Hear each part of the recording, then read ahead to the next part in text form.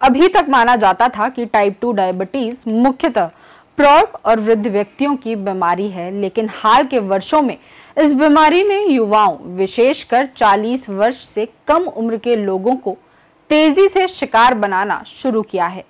The Lancet में प्रकाशित एक रिपोर्ट के अनुसार कुछ देशों की 15% से भी अधिक आबादी इस टाइप 2 डायबिटीज की चपेट में है। भयावह ये है कि आरंभिक तौर पर कोई गंभीर लक्षण नहीं मिलने के कारण अधिकांश युवाओं को पता ही नहीं है कि वे इस बीमारी की चपेट में हैं। विशेषज्ञों का मानना है कि दूसरे उपायों के अलावा अगर टैक्स और कानून मजबूत किए जाएं तो इस बीमारी से निपटने में मदद मिल सकती है। क्या है टैक्स और कानून की भूमिका, हम बताएंगे आपको।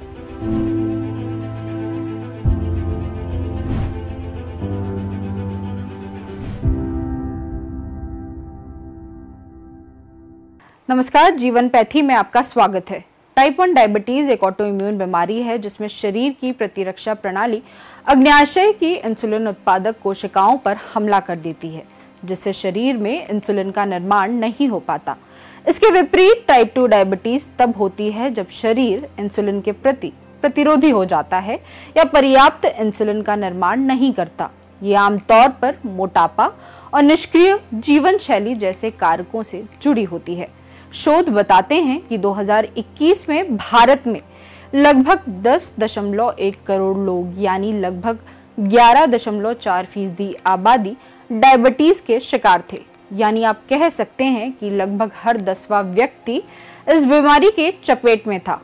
वर्ल्ड हेल्थ ऑर्गेनाइजेशन के आंकड़ों की माने तो भारत में लगभग 7 करोड़ लोग टाइप 2 डायबिटीज से पीड़ित हैं। मैं टाइप 1 डायबिटीज के साथ जी रही हूँ। यह एक पुरानी क्रॉनिक ऑटोइम्यून स्थिति है, लेकिन डायबिटीज के साथ जी रहे ज्यादातर लोग वैश्विक डायबिटीज जनसंख्या का 90% से भी ज्यादा टाइप 2 डायबिटीज से पीड़ित हैं, जो एक अलग प्रकार की बीमारी है। टाइप 2 डायबिटीज मुख्यतः एक मेटाबॉलिक स्थिति होती है और इसे होने का खतरा आपके पोषण, आपके खानपान की आदतों और आपकी शारीरिक गतिविधि के स्तर जैसी चीजों से प्रभावित होता है। और क्योंकि टाइप 2 डायबिटीज अक्सर जीवनशैली से जुड़ा माना जाता है, इसलिए इस बीमारी से पीड़ित लोगों को लेकर कई तरह की धारणाएं बना ली जाती हैं। कभी कभी ये धारणाएं ऐसी होती हैं जैसे कि टाइप 2 डायबिटीज वाले लोग अपनी सेहत की परवाह नहीं करते, वे बदलाव लाने को तैयार नहीं हैं, या शायद वे स्वस्थ रहना ही नहीं चाहते। उन्हें अक्सर आलसी माना जाता है। कुछ लोग ये भी मान लेते हैं कि हर टाइप 2 डायबिटीज वाला व्यक्ति मोटापे से ग्रसित है, जबकि ये सब बातें तथ्यों पर आधारित नहीं होती। ये धारणाएं इस बात को बिल्कुल नजरअंदाज कर देती हैं कि किस तरह से हमारी सामाजिक व्यवस्थाएं और हमारे पर्यावरण डायबिटीज के खतरे को प्रभावित करते हैं। जैसे कि आपके आसपास किस तरह का खाना उपलब्ध है, वो कितना ताज़ा और सुलभ है, क्या आप सुरक्षित मोहल्ले में रहते हैं, क्या आप आसानी से चल फिर सकते हैं, क्या आपके पास शारीरिक गतिविधि के अवसर हैं, क्या आपके पास स्वास्थ्य शिक्षा की सुविधा है, और क्या आपके पास उस शिक्षा पर अमल करने के संसाधन हैं।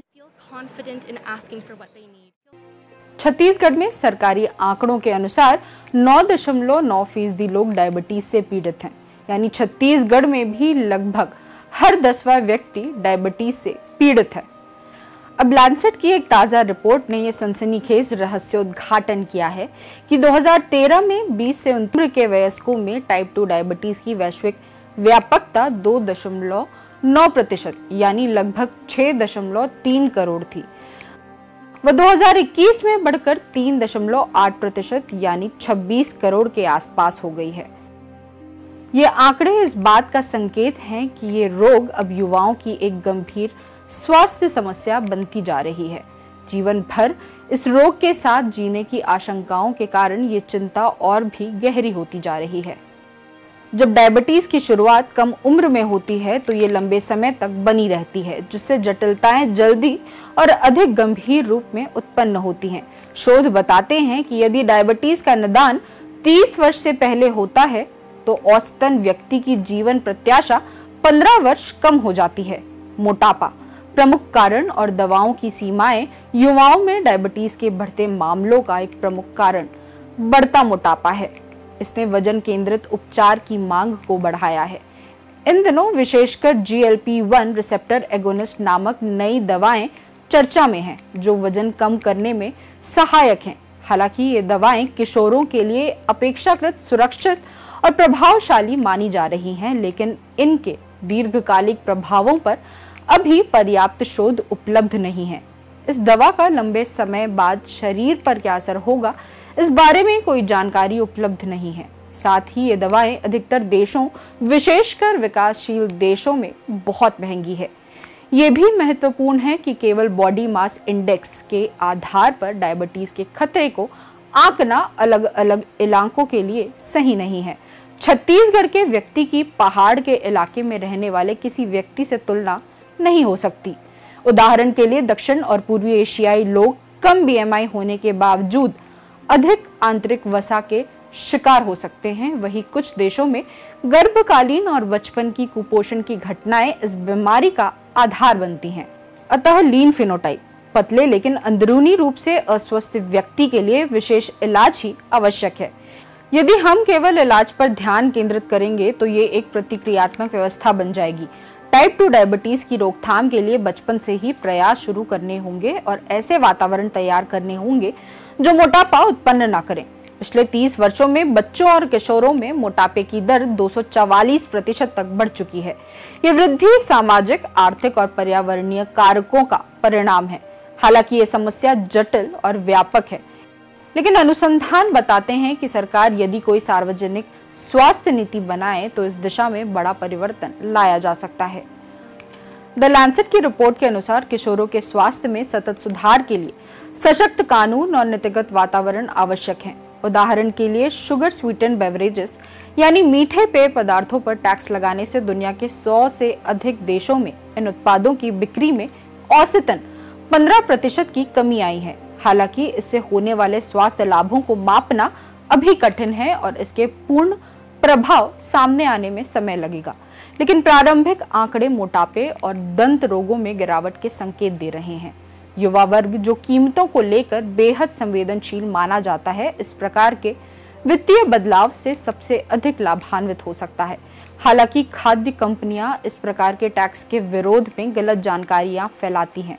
कंपनियों का ये दावा कि ऐसे टैक्स गरीबों पर अधिक प्रभाव डालते हैं भ्रामक है, क्योंकि दीर्घकालिक स्वास्थ्य सुधार आर्थिक दृष्टि से लाभकारी होते हैं। इसके अलावा ये तर्क कि टैक्स बढ़ाने से आर्थिक गतिविधियों और नौकरियों पर नकारात्मक असर पड़ता है, ये तर्क भी गलत साबित हुआ है। इसके लिए हमारे सामने मैक्सिको जैसे देश के उदाहरण हैं, जहां ये टैक्स सबसे पहले लागू किया गया था। जब नीतिगत स्तर पर ऐसे निर्णय लिए जाते हैं तब उन्हें लागू करना कई बार मुश्किल हो जाता है, लेकिन कंपनियों के मुनाफे को किनारे करके स्वास्थ्य के अधिकार की रक्षा के लिए और अधिक साहसिक कदम उठाए जा सकते हैं। युवाओं में टाइप 2 डायबिटीज की बढ़ती समस्या को हार मानने की भावना से नहीं, बल्कि नवाचार, साहसिक नीतियों और त्वरित कार्रवाई से ही रोका जा सकता है। ये केवल एक चिकित्सा समस्या नहीं, बल्कि सामाजिक और नीतिगत चुनौती है। हमें न केवल नए इलाजों की आवश्यकता है, बल्कि ऐसी नीतियों और वातावरण की भी जरूरत है जो हमारे युवाओं को स्वस्थ जीवन की ओर अग्रसर कर सकें।